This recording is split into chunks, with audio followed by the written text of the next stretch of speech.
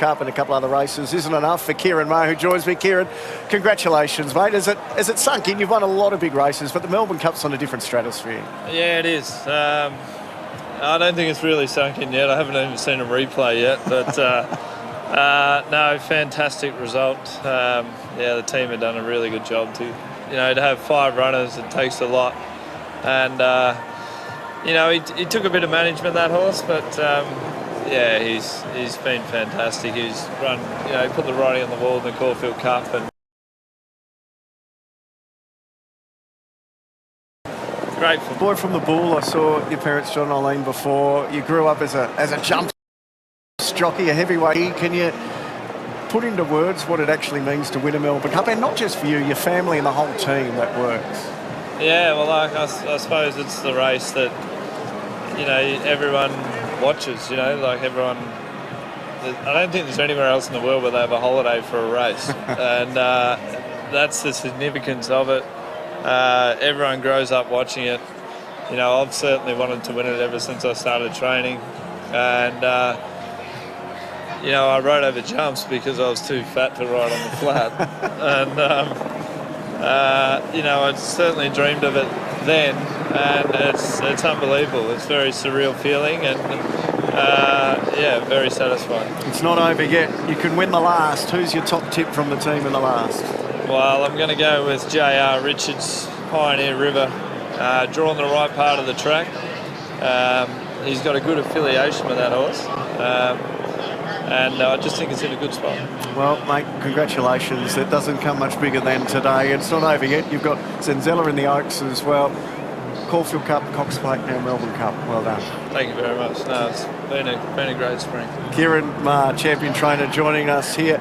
Pioneer River. Let's all get on the river in the last as we take you to Matt Hill for his call. It's been a wonderful calling week again, once again from Matt Hill. Darnie coming along, so they're just about right for our closer today on Thursday the 1st at 12:40. Vespertine goes up and the field is set. Ready to go, 1,200 metres and they're away.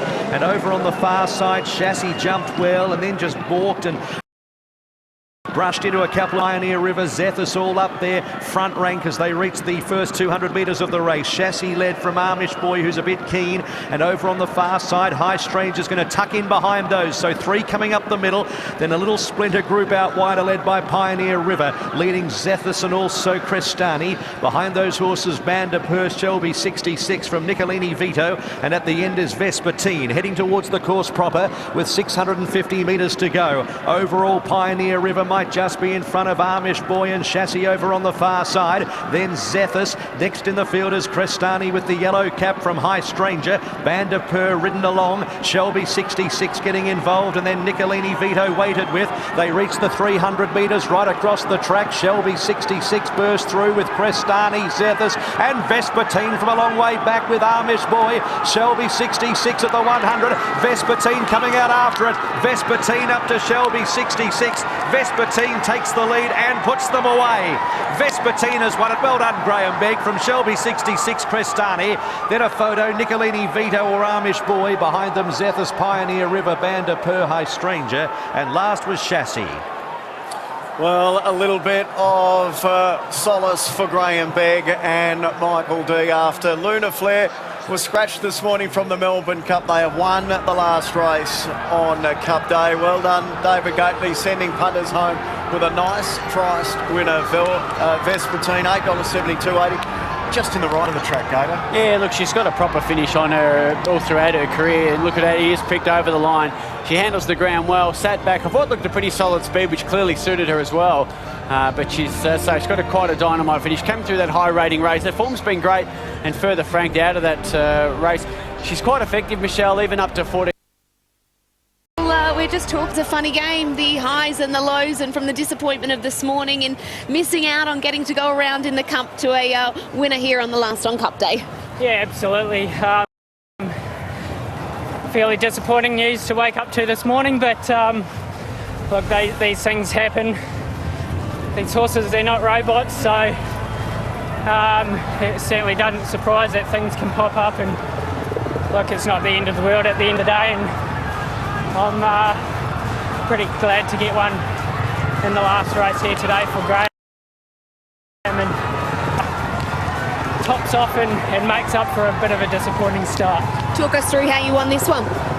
Yeah, well, I would have got in trouble if we didn't win, because I ended up going way too early, and she hit the front and pricked her ears a long way out, and she had it won quite comfortably, but there's a lot to look at out wide, so she certainly pulled up and had a look around, but one can, and she's pulled up like she hasn't even been around. Would not blow a candle out. Congratulations on the win.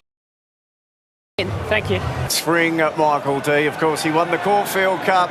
He's also had the very near chance of riding in a Melbourne Cup, but he did win the Derby as well on Saturday. So a nice way to end for Mickey D and also Graham Beck. And for Cup Day, that's it from us. It has been a remarkable afternoon where another member joins the club with you, Michelle. Mark Zara winning his first Melbourne Cup, and for Kieran Maher and Dave Eustace, it's the start of what no doubt could be many more Melbourne. I'd love to win a Melbourne Cup. The same with Kieran Maher and Dave Eustace. So it was a great result, and yeah, he's joined me. Join you, exactly. Who wouldn't want to join you? Gator, the right horse won. Top weight, 57.5 was a perfect moment. Yep. Can't take a cup narrowly. He didn't get the penalty, did he? So, you know, there's the blessing there, but a good, strong win. And I don't think it'll be the last time we see those two names on the honour board for this great race. And I will see both of you back here on Oaks Day. The beautiful part is we are only halfway through the Melbourne Cup Carnival. Time for a break. Eddie.